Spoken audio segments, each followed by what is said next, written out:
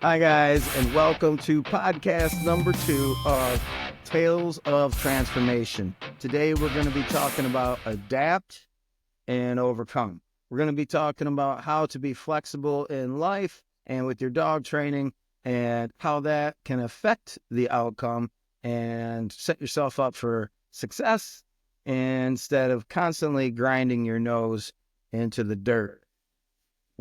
What is the definition of insanity? It's doing the same thing and expecting different results. So if you're fixated on one thing and you keep pushing to it, and you're not getting the results you need, obviously we need to reevaluate. No.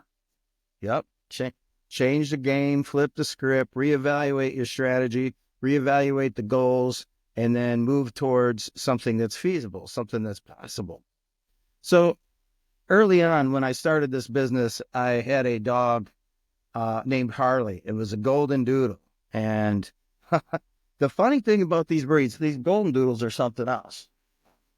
So many people We get a lot of golden doodles. We get a lot of doodles in general. Doodles. We get oodles and doodles. The only breeds we get more of than doodles are shepherds. We get a lot of German shepherds. They're the number one breed we get. And then beyond that, doodles. And the reason I think that we get so many doodles is that people don't expect them to have so much dog in them. When I say dog, I mean those behaviors that are like stealing stuff, sneaky stuff, high energy stuff, ignoring you and kind of running their own way. All those little, I'm going to do my thing, whether you like it. Aggression as well. We get a lot of aggression from those doodle breeds. Yeah, the poodle in them comes out. They get a little ornery. They get a little grumpy. They can be willful, and it surprises people. Now, that doesn't mean that they're not a fantastic breed. They really are.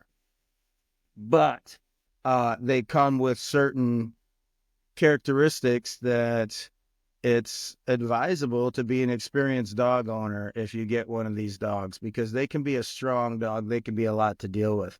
And it's complicated, as a side note here, that the breed itself is relatively new. And when it came onto the scene as the answer to the hypoallergenic service dog, there were no breeding standards. And every backyard breeder would throw a golden and a poodle together and say they have the golden doodles.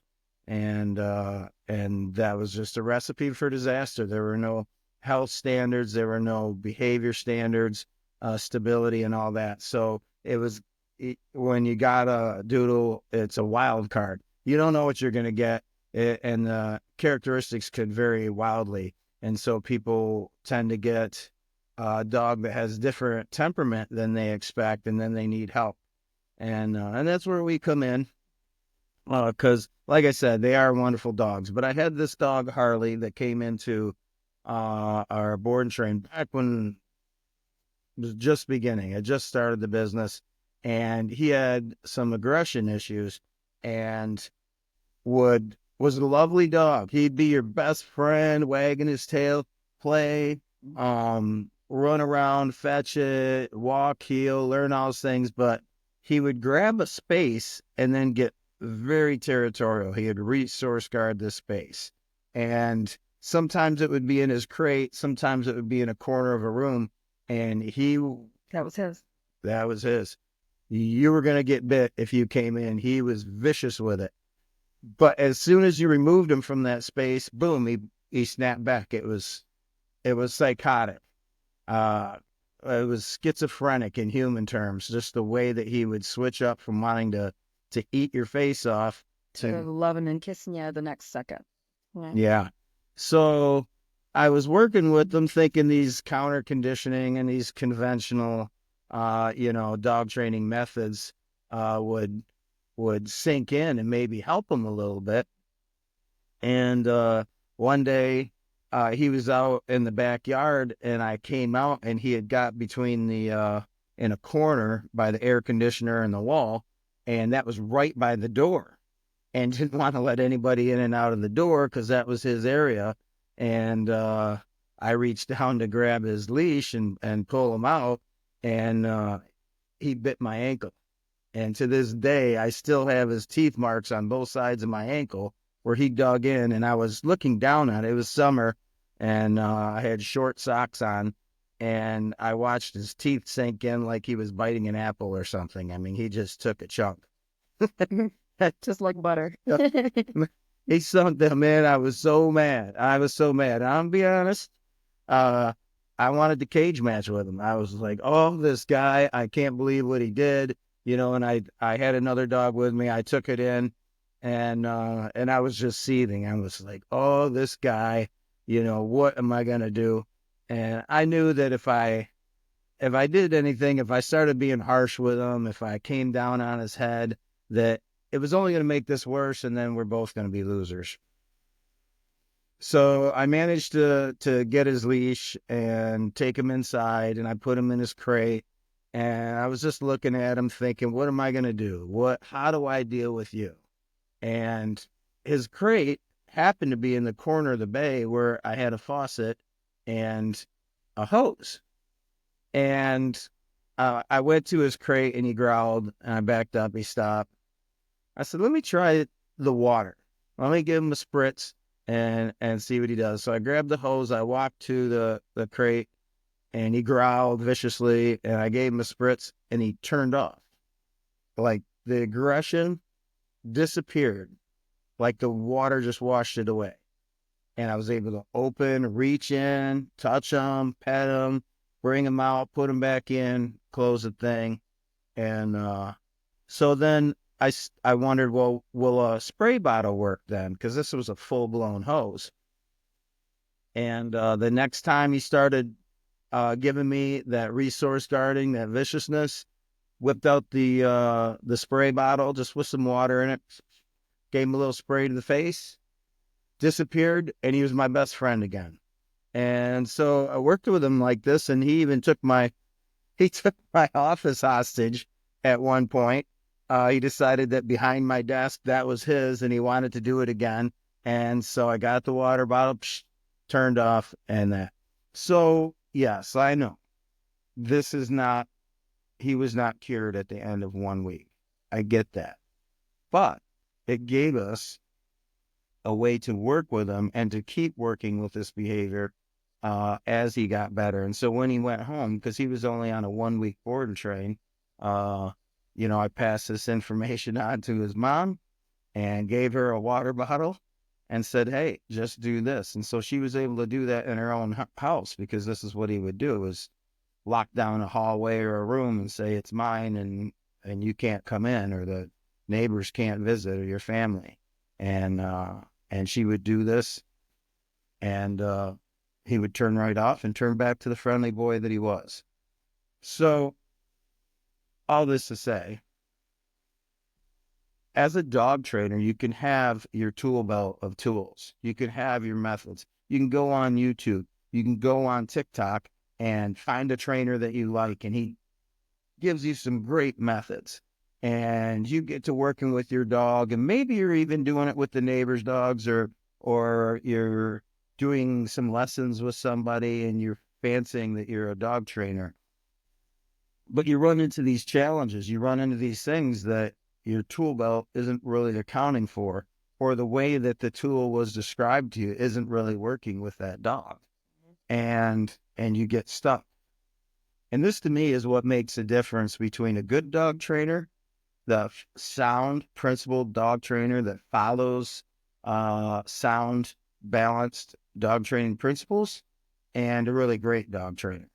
And those great dog trainers, it just comes from within. It comes from their ability to be aware and to adapt and to work with the dog, to work with its age, to work with its breed, to work with its personality, and put all these things together. We have a thing we call hard and soft. The hard dog, what's a hard dog, D? One that you can pretty much club over the head, and it's just like, give me some more. He says, that's all you got? That's all you got? Yeah. What else you got? And a soft dog, Is you just raise your voice just a little bit and pees itself. what's all over you? It's so scared. So you have, it's a spectrum. And obviously, most dogs are like in the middle, from the hard dog that just doesn't care, and the soft dog that, hey, anytime you even look at it hard. So when you work with your dog, you have to kind of find out, hey, is it hard? Is it soft? And if it's really hard or if it's really soft, a lot of times you have to adjust your training tools. If it's somewhere in the middle, you have to adjust the level of your corrections and the level of your praise. But not only that, even if you have a hard dog and you talk and it's doing something bad and it's not supposed to be doing it, if you use a soft voice, they can interpret that as being good. They're doing a good job. Mm-hmm. Yeah. So, and the spectrum goes into the praise side, the reward side. So let's say you have your dog stay and you say, good, to give it the reward. It hears that, it gets so excited, it jumps up and runs to you. Maybe you're trying to walk around it in a stay position. You say, good, and it jumps up and wags its tail. It's happy because it got rewarded. So you have to tone down your praise. Other dogs, you have to increase your praise and let them know, hey, buddy, I'm talking to you. You're doing great. And boost them up and fuse that energy in them. So you have to modulate your own energy. You have to control that to have the effect that you want on the dog. And that's being adaptive. That's adapting to the needs of the dog. You're adapting to its personality. So what we're talking about here is not being fixed into your set patterns, not being fixed into your way of thinking and your way of doing things, and being able to be flexible, jug back and forth, take things as they come, and then alter your direction a little bit can go a long ways. When I was in prison, I did what you're supposed to do in prison, which is reflect on your life and what led you here. In fact, when I first got there, I was so stunned that my life had led in that direction that I spent the first several years, I didn't get a TV, any of that stuff. And I just read, and studied and thought, how did I mess up so bad? And I reviewed all the things in my life, the way I behaved, the opportunities that I had. And one of the biggest realizations was that I had had so many opportunities, but I didn't recognize them as such. I can't point the finger and say, hey, my life was so terrible and nobody gave me a chance. They gave me a chance. They gave me lots of chances. I had every chance, and I failed to see it, and I failed to grab onto those and make the best of those.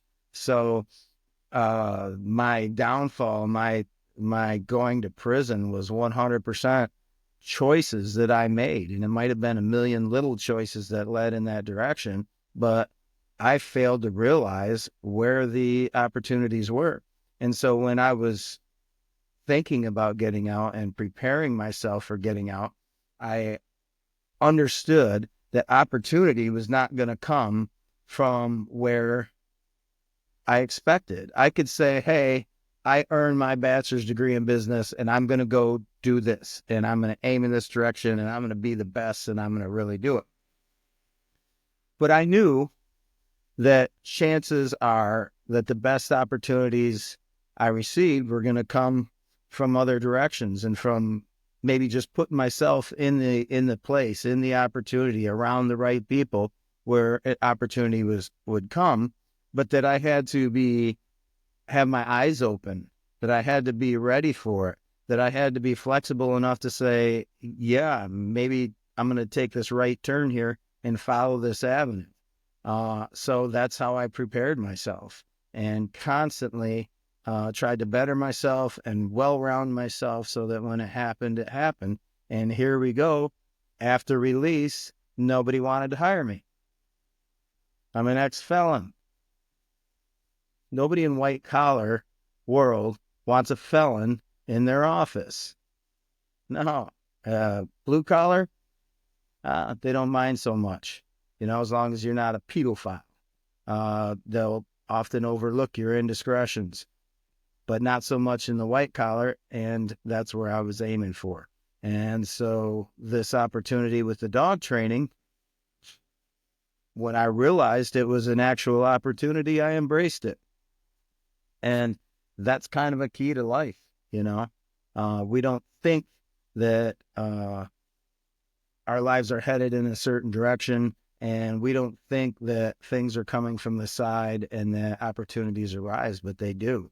And the more open-minded we are to what's going on around us, the more that we keep our eyes open and the more willingness we have to embrace the change, then the more able we are to be successful and find avenues that fulfill our lives. It's easy to get negative and say, oh, these things don't happen to me. But while you're saying that and keeping your head down and grumbling, you're not seeing all the things that are passing you by. It's easy to get frustrated. It's easy to get knocked down by the challenges. And let me tell you, nothing has been easy about getting out. Nothing has been easy about figuring out how to run a business, figuring out how to run a dog training business. I didn't even know that there was an industry in this. I thought maybe a few ladies did it in their backyards or something in their free time. I didn't know that it's $1 billion business, that people are really doing this. And so when I realized that there was not just a demand, but it actually changed people's lives, I thought this is pretty awesome. So you expected when you came out to work in an office and do the white collar work, and then here you are training dogs now. You never thought you'd be here. Never thought. But that one switch led you in a different direction. Mm-hmm. And it was probably, I would say, the best thing that ever happened to you. Mm-hmm. Probably. Yep. Just like one day I decided to get some groceries. I went to get some groceries and decided I need some almond milk. And I was an almond milk connoisseur. or pretended to be. Yeah. Yes. Yeah, but just life never ever pans out the way you expect it. You sit there and mold yourself and say, I'm going to do this and I'm going to do that. And then that one little thing can veer you off in a different direction and totally change everything. Mm-hmm. And sometimes for the good, sometimes for the bad. But yeah. So when we look at our dogs and we're looking how to be successful in training them, sometimes we can't stick to the goals that we originally set or that we want because they're different than what we thought. We get a lot of people that say, hey, I've just got this rescue dog and I want him to be a service dog. Yeah. All the time. I said, well, where'd you get this rescue dog? What's its history? What's its personality? What's it like? Well, an abusive home and it's biting the owner's kids or the owner, or it can't be around people. Yeah. But I want it to be a service dog. Lived down the streets of Detroit for 4 years. It's all tatted up. It smokes cigars. It goes to late night poker games and all. You're so judgy. He's a roughneck. Well, I think he's got a heart of gold. So we want to have this guy go with us into restaurants and church and onto airplanes, and we think it'll be great. Yeah. So We hear it all the time. You'd be surprised. Probably a couple times a week we hear about, I want my dog to be a service dog. So we love the fact that you rescued a dog that you went to, and we have so many awesome friends in the local dog rescue community and that are doing such wonderful work. And we're happy that people will do that instead of trying to go and get these inbred dogs for thousands of dollars, that those dogs have been mistreated many times just as much as these dogs on the street. So we love that. And we support you getting a dog, and we support you even getting a rescue dog for a specific purpose. But know that before you get the dog. Don't, Get the dog, they'll bring it home and say, "Oh, I'm going to turn into yeah, service dog." yeah. It doesn't work like that. The dog doesn't understand that. The dog doesn't have a certain personality. So we want to work with their And personality. don't get frustrated that your dog doesn't know these things. Even when you call and say, "Hey, can you train my dog?" Yeah, we can train your dog. But at the end, you have to continue on with the work and continue on at home with your dog. And sometimes the dog does not catch on to certain things right away. Be patient with it. Be generous with it. Still follow through, but let it know that, some dogs just don't have it in them to do certain things. Right. So you want to work towards your dog's strengths and set it up for success. This doesn't mean don't teach it new things. We do this every week. We teach the dog new behaviors, better behaviors. We weed out bad behaviors.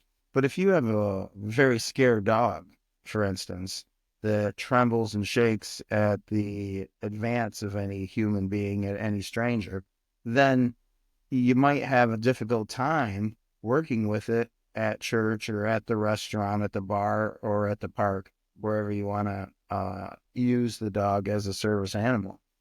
You are going to have a hard time changing a dog with a lot of anxieties into a calm, relaxed dog that's going to behave well in all situations. You're talking about deeply instilled neurological patterns in the dog. You're not talking about just changing a couple behaviors like, hey, don't jump and stay when I ask you to. That's a whole different ask of the dog than to change its whole psychological makeup.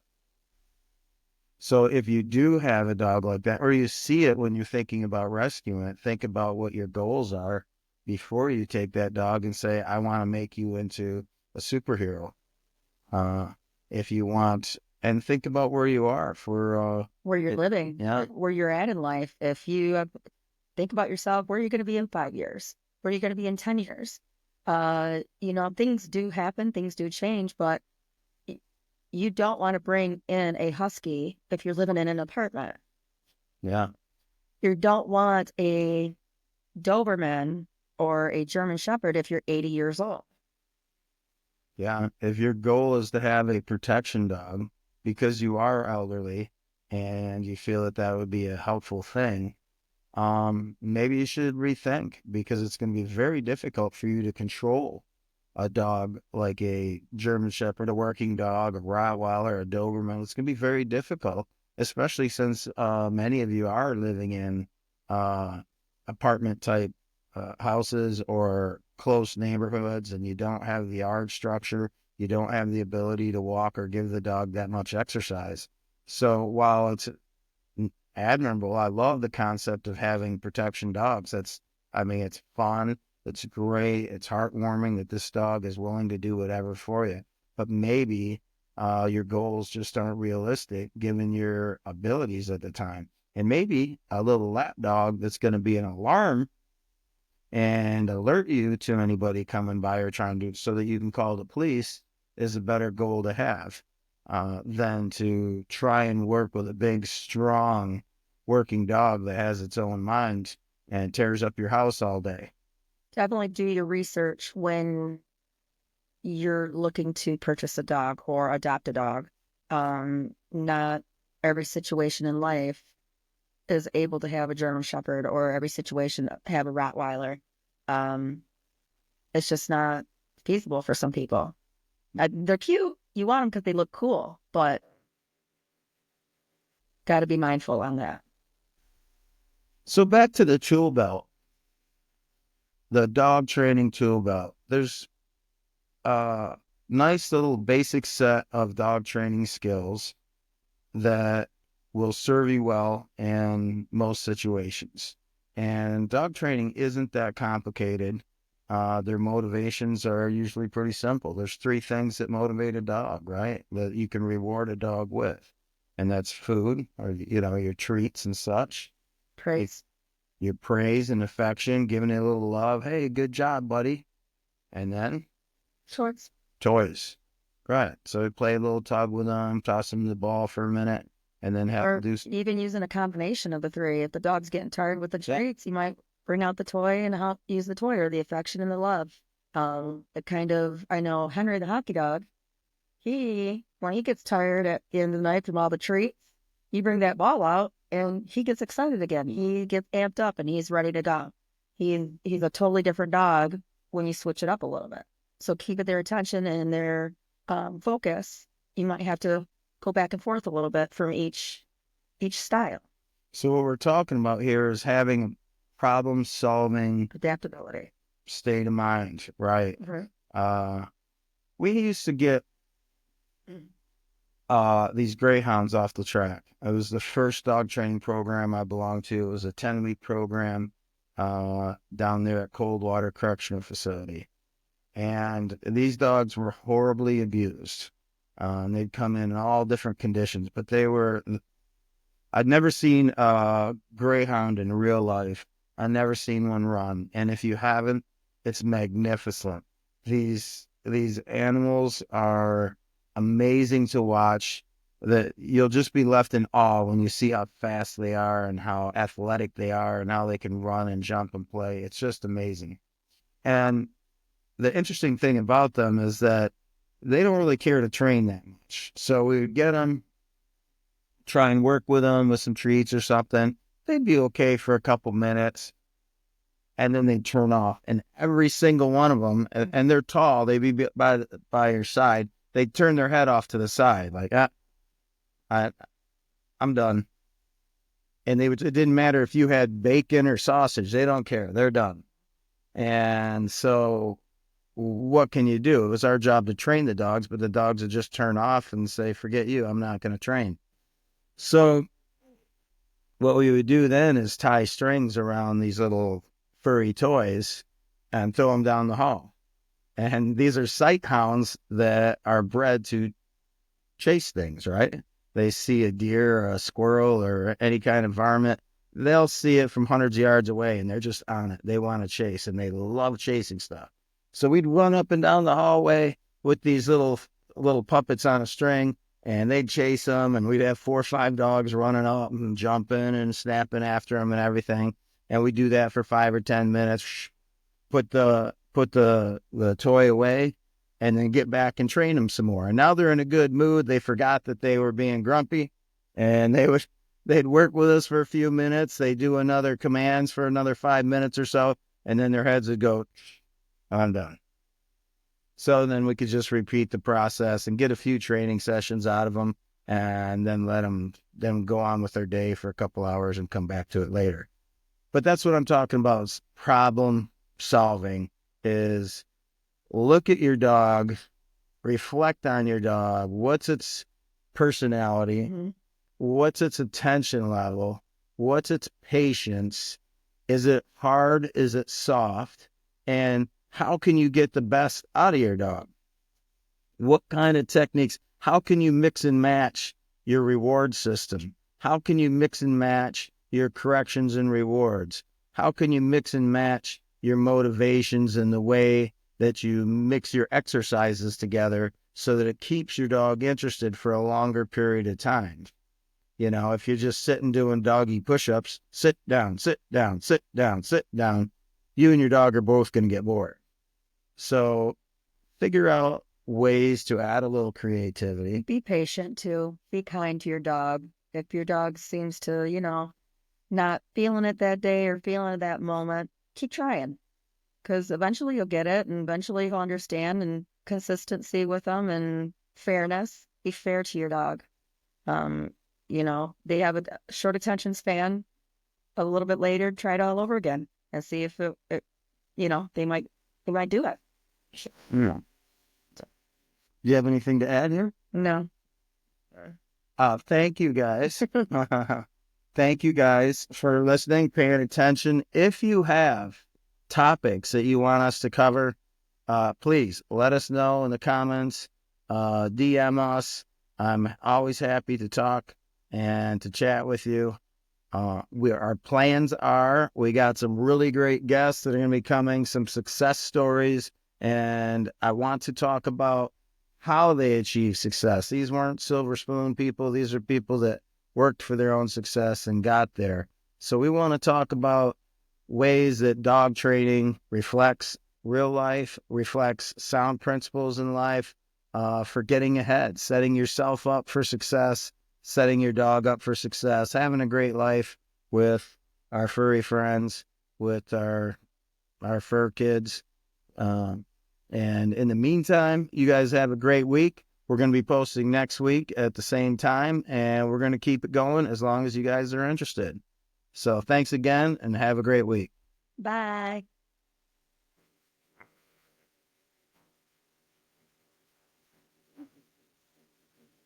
Oh, no.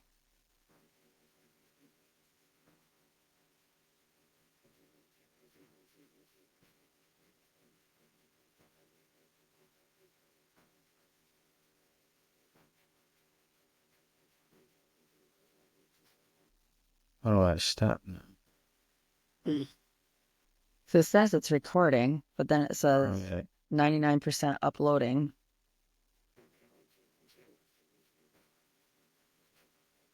Leave. End session.